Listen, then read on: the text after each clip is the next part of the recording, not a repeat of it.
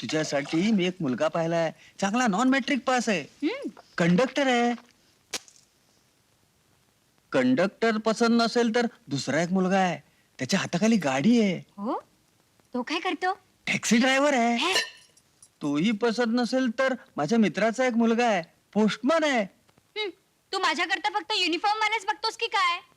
अगं तसं नाही ग. हे बघ, मग तुला एखादा शाळा मास्तर चालेल?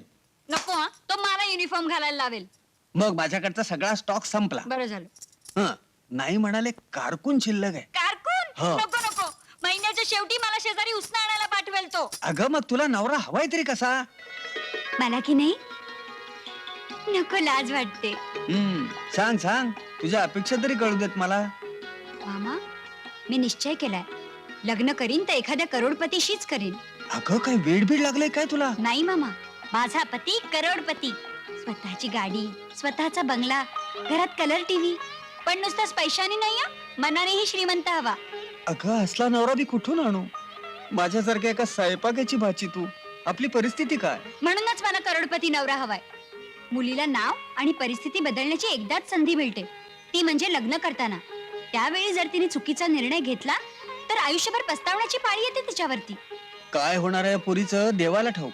तेव्हा मामा, फक्त एकच गोष्ट लक्षात ठेव, माझ्यासाठी स्थळ बघताना पत्रिकेच्या आधी मुलाचं पासबुक बघत जा. बरं झोप आता गुपचूप, रात्र फार झाली आहे. उद्या मला रगड काम आहेत. आमच्या साहेबांच्या घरी पार्टी आहे, स्वयंपाकाला मी एकटाच आहे. अरे मग मला घेऊन जा ना मदतीला. लवकर उठशील का? उठीन ना, पण पार्टी कसली आहे रे? अगं उद्या आमच्या मालकांचा मुलगा अमेरिकेहून परत येतोय विमानानं.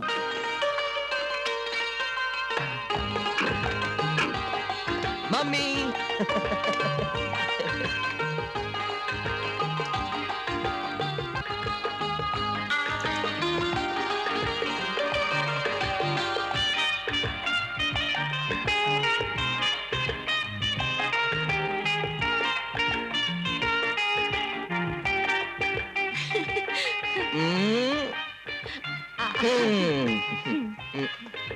ये बेटा, देवाला नमस्कार कर. हो देवा, मी तुझा अत्यंत आभारी आहे. तू मला माझ्या मातृभूमीला परत आणलंस. मला सारखी भीती वाटत होती, माझ्या विमानात कोणी बॉम्ब तर नसेल ना ठेवला. छे छे, ती भीती बाळगण्याचं काही कारणच नव्हतं. तुझ्या आईनं नारळ ठेवलं होतं ना इथं. मम्मी, कधी तुम्हा लोकांना एकदा भेटतोय असं झालं होतं. अमेरिकेतली 5 वर्ष कशी गेली ते कळलं नाही, पण विमानातलं एक एक मिनिट एक एक तासासारखं वाटत होतं. चला आता आम्ही रिटायर्ड होणार. सारी कारभाराची सूत्र तुमच्या हातामध्ये. आता आम्ही फक्त शिकार करणार. जमीन, फॅक्टरी, बाकीच्या कोर्ट कचेऱ्या. हो सबूर आहे ना, त्याला जरा आराम तरी करू द्या. नाही मम्मी, आता मला सर्वात आधी माझ्या मित्रमंडळींना भेटायचंय. आता त्याची येतो. काही गरज नाही, ते सर्व इथे येणार आहे. म्हणजे या स्वागताच्या निमित्तानं आम्ही आज रात्री पार्टी ठेवली आहे. बाकी सर्वांना निमंत्रण दिली, फक्त एकाला द्यायचं राहिले. कोणाला? अरे साहेब, तुम्हालाच. आज रात्री पार्टीला यायचं बरं का?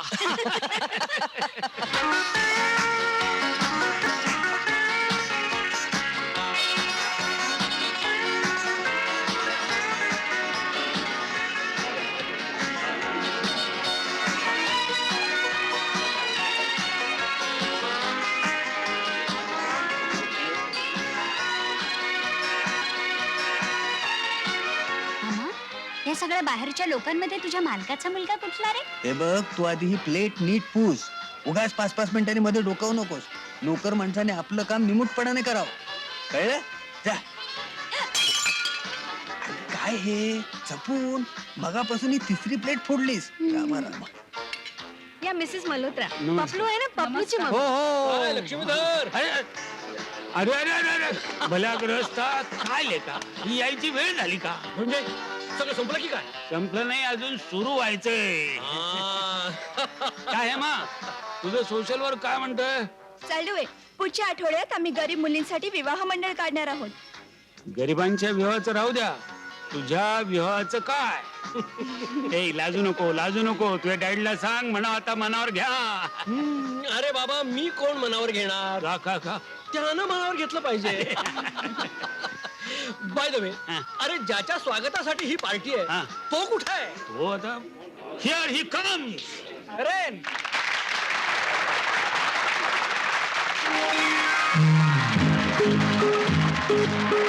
Thank you.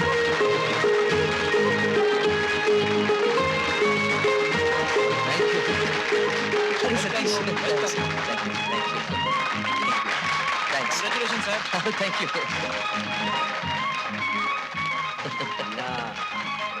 अरे नरेन यांना ओळखलं का? हो हो हो हो, यांना तर मी लहानपणापासून ओळखतो. म्हणजे माझ्या हे देशमुख अंकल आणि ही हेमा, हिलाही लहानपणापासून ओळखतो. म्हणजे हिच्या. तुझा स्वभाव काय अजून बदलला नाही. या बाबतीत अमेरिका काही करू शकली नाही. कॉंग्रॅच्युलेशन. थँक्यू. कसा आहेस तू? मी फर्स्ट क्लास. तू कशी आहेस? कशी वाटते? थोडी बारीक झालीस. कोणाच्या प्रेमात वगैरे पडलीस की काय? कशी पडणार? तू तर अमेरिकेत होतास. बरं चल, तुझी माझ्या मित्रांची ओळख करून देतो. ये. लक्ष्मणधर, हा बोल. उद्या तुला थोडासा वेळ आहे का? आता मला भरपूर वेळ आहे. मग मला भेटतोस का उद्या? कशाला रे? नाही, माझं तुझ्याकडे जरा एक महत्वाचं काम आहे. देशमुख काही शेअर्स घ्यायचेत काय? नाही, त्याही पेक्षा महत्वाचं काम आहे. उद्या माझ्या ऑफिसमध्येच ये ना. बरं. तिथे आपण जरा सविस्तर बोलू. झिंग घे हं? पहिलं. चल. माझ्याकडे दे, अगं, मी अगं, जाते. नको तू पाडशील. नाही पाडणार असं आहे. ऐक तू. मामा. अगं, अरे काय अरे तुझं शिक्षण झालं ना आता पूर्ण? झालं रे बाबा एकदाच. हा मग आता झटपट लग्न करून टाक. काय रे बाबा, घरात आहे वाटतं कोणी लग्नाची. तसं नाही रे, पण आता तुला मुली सांगून येत असतील. त्याचा काही उपयोग होणार नाहीये, कारण लग्नाच्या बाबतीत माझी एक प्रतिज्ञा आहे. प्रतिज्ञा? कोणती रे? लग्न करीन तर एखाद्या विधवेशीच करीन. हसू नका, मी सिरियसली बोलतोय. पण का? विधवेशीच का? मला अनुभवी बायको हवी आहे. मला स्वतःला लग्नाचा अजिबात अनुभव नाहीये. निदान माझ्या बायकोला तरी हवा. हे आपलं काहीतरीच. काहीतरीच नाही. फॅक्टरीत नोकरी द्यायच्या आधी आपण अनुभव पाहतो, बायकोच्या बाबतीत मात्र बघायचं नाही. याचा काय अर्थ आहे? शिवाय माझ्या पप्पांनी माझ्यावरती एवढ्या जबाबदाऱ्या टाकलेल्या आहेत की माझ्या बायकोला फिरायला घेऊन जा, खरेदीला घेऊन जा, सिनेमाला घेऊन जा, या सगळ्या गोष्टी करायला मला अजिबात टाइम नाहीये. मी जर विधवेशी लग्न केलं तर मला यातली कोणतीही गोष्ट करावी लागणार नाही. तिच्या पहिल्या नवऱ्यानं तिची सगळी हौस भागवली असणारच. आणि बरं का मित्रांनो, अजून एक महत्वाच्या कारणासाठी मी विधवेशी लग्न करणार आहे. कोणत्या? मला कुठल्या तरी असहाय्य गरीब विधवेचं भलं करायचंय. अरे आपल्या देशात विधवांना काडीची किंमत नाही रे. उलट तिकडे परदेशात विधवांना किती सन्मानानं वागवतात. तेव्हा एक समाजकार्य म्हणून मी विधवेशीच लग्न करणार आहे. अरे नरेन, इकडे बेटा जरा. हो, एक्सक्यूज मी. Yes papa. अरे ही सारी मंडळी तुझ्यासाठी थांबली आहेत. चल घे. पप्पा मी come on, you are a grown up man now. Come on come on कमान मंडळी, cheers!